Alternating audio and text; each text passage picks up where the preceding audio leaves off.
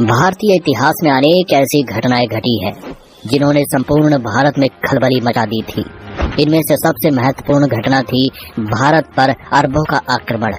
मोहम्मद बिन कासिम वो मुस्लिम आक्रमणकारी था जिसने 712 ईस्वी में भारत पर आक्रमण किया और सिंध प्रांत को जीत लिया। आज हम आपको यही बताने की कोशिश करेंगे कि अरबों ने किस तरह भारत पर पहला आक्रमण किया और फिर यहीं अपने पैर पसार लिए। साथ ही हम यह भी जानेंगे कि इस्लाम धर्म का उदय कैसे हुआ था। इस्लाम धर्म का उदय। सबसे पहले हम ये जान लेते हैं कि इस्लाम धर्म की नींव कैसे पड़ी। बताते हैं कि अरब के लोग कबीलों में रहते हैं और ये खाना बदोश जीवन व्यतीत करते थे। प्रत्येक कबीले के अपने देवी देवता थे जिन्हें ये लोग पूजते थे। इन कबीलों का नेतृत्व एक शेख के द्वारा होता था जिसका चयन कुछ हद तक पारिवारिक संबंधों के आधार पर होता था, लेकिन ज्यादातर बुद्धिमत्ता, व्यक्तिगत साहस और उदारता के आधार पर किया जाता था।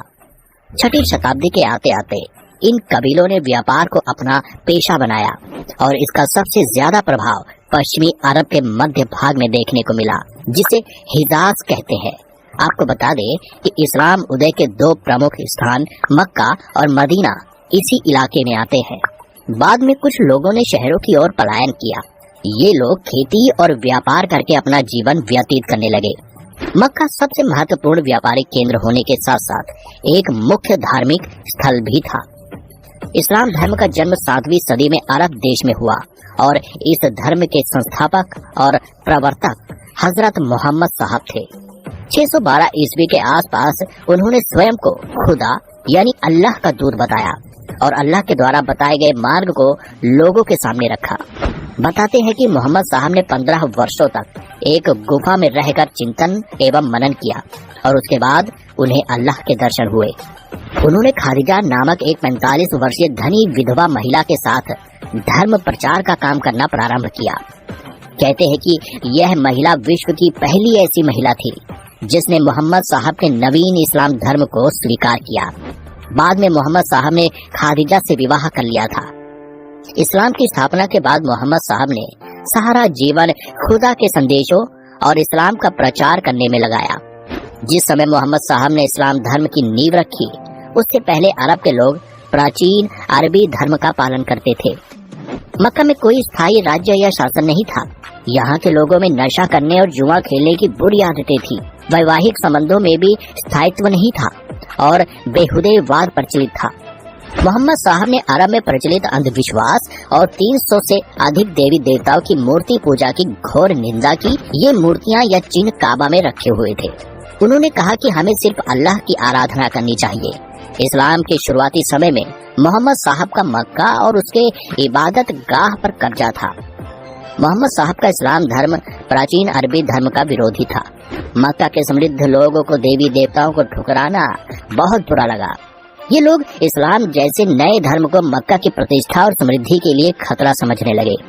इसलिए लोगों ने मोहम्मद साहब का खूब मजाक बनाया और भारी विरोध किया। तब मोहम्मद साहब को भागकर मदीना में शरण लेनी पड़ी। मोहम्मद साहब की इस यात्रा को हिजरा कहा जाता है और इसी दिन से मुसलमानों के हिजरी कैलेंडर की शुरुआत हुई। यह घटना 24 सितंबर 622 ईस्वी की है। मोहम्मद साहब ने खुदा को केंद्र में रखकर मदीना में अपने एक राज्य की स्थापना की। वे प्रथम मुस्लिम शासक थे, किंतु वे किसी भी अरब फिरके का नेता होने का दावा नहीं करते थे। उनके शासन का आधार कुरान थी। मोहम्मद साहब ने मदीना में इस्लाम धर्म को एक व्यवस्थित स्वरूप प्रदान किया। साथ ही उन्होंने अपने विरोधियों का भी डटकर मुकाबला किया। जानकारी के लिए बता दें कि इस्लाम धर्म में 2 ग्रंथ सबसे प्रमुख है। पहला कुरान और दूसरा हदीस। कुरान में वह ज्ञान संग्रहित है जो खुदा ने अपने दूत मोहम्मद साहब को दिया और हदीसा में स्वयं मोहम्मद साहब के द्वारा दिए गए उपदेशों का संग्रह है। मोहम्मद साहब अपने धर्म के विरोधियों के लिए युद्ध और राजनीतिक संगठनों दोनों का सहारा लेते थे। मदीना पर कुरैशों के आक्रमण के बाद 3 युद्ध हुए और इन सभी में मोहम्मद साहब की विजय हुई और वे कुरैश कबीले के शासक बन बैठे। इस तरह मोहम्मद साहब ने इस्लाम का प्रचार किया और हमेशा पैगंबर ही कहलाए। उन्होंने कभी भी किसी अन्य पद या स्थिति को स्वीकार नहीं किया। 632 ईस्वी में उनकी मृत्यु हो गई। हजरत मोहम्मद की प्रमुख शिक्षाएं क्या थी? हजरत मोहम्मद ने अपने अनुयायियों को 5 मुख्य शिक्षाएं दी थी, जो कि इस तरह है। नंबर 1, हजरत मोहम्मद का कहना था कि प्रत्येक मुसलमान को इस बात में विश्वास रखना चाहिए कि अल्लाह एकमात्र पूजनीय है और पैगंबर मोहम्मद उनके पैगंबर है।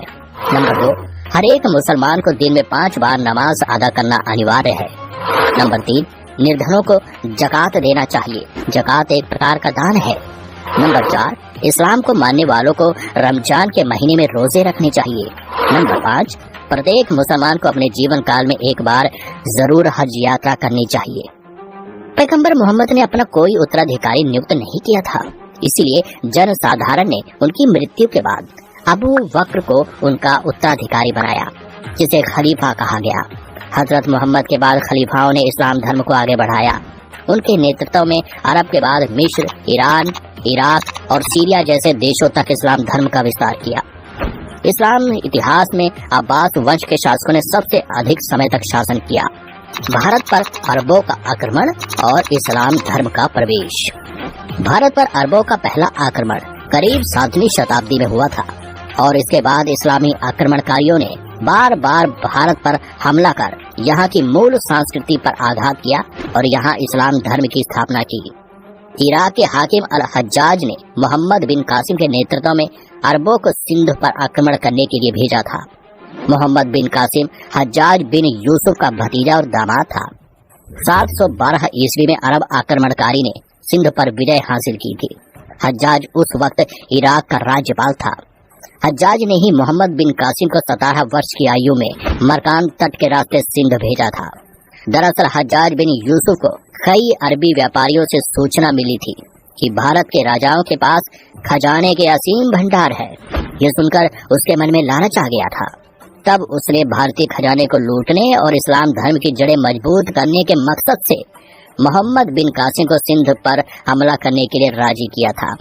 एक मत ये भी सुनने को आता है कि कासिम को सिंध भेजने का कारण यह था कि समुद्री लुटेरे अल हज्जाज के जहाजों को जिस क्षेत्र में लूट रहे थे वह क्षेत्र दाहिर के राज्य में आता था। जब हज्जाज ने दाहिर के इस बारे में जांच पड़ताल के लिए कहा तो उन्होंने इस बात से साफ इनकार कर दिया कि लुटेरों से उनके राज्य का कोई संबंध नहीं है। अल हज्जाज ने दाहिर से अपने लूटे गए जहाजों के बदले जुर्माने की मांग की थी, मगर दाहिर ने असमर्थता जताते हुए कहा कि उनका उन लुटेरों पर कोई नियंत्रण नहीं है। दाहिर के इस जवाब से हज्जाज भड़क गया और उसने सिंध पर आक्रमण करने का निश्चय किया। फारसी ग्रंथ चचनामा में अरबों की सिंध पर जीत की जानकारी मिलती है।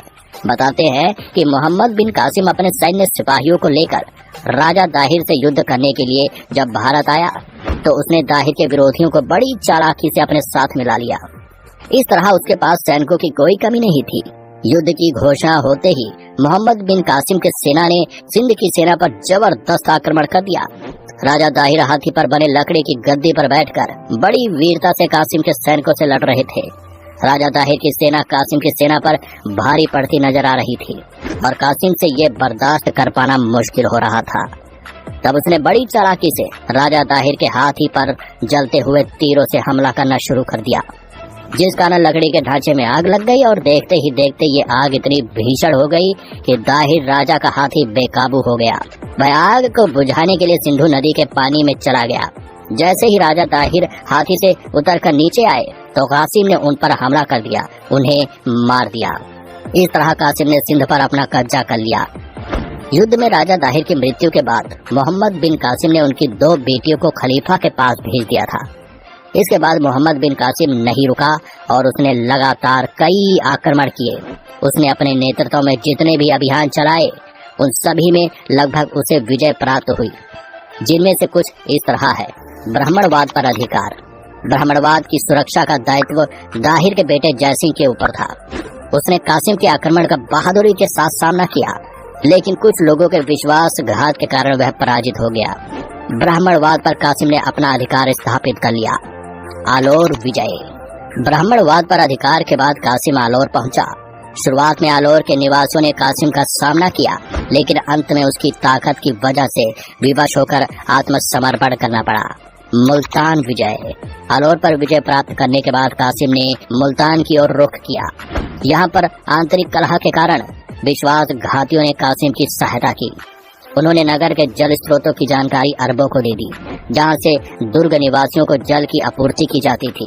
बाद में दुर्ग के सैनिकों ने आत्मसमर्पण कर दिया और कासिम का नगर पर अधिकार हो गया।